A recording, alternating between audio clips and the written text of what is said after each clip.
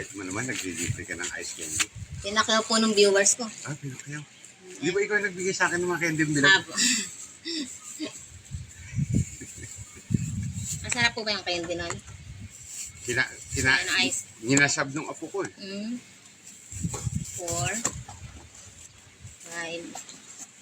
6, 7. May viewers ka pala, vlogger ka pala. Ano po, live streamer po. Pinapakiyaw na Ay, ganyan, binabayaran sa'yo. Opo. Ba? Tapos pinamimigay mo na. Mhm. Swerte naman nung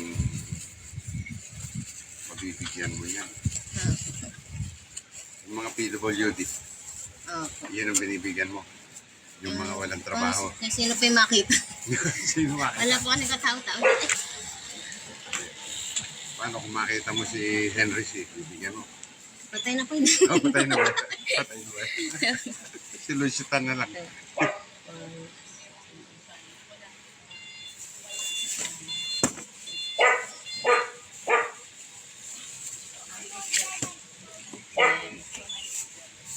Thank you po. Oh, maraming salamat. Palaking ka, Lord. Tayo din po. Sana susunod, pera naman ang pagkakay mo.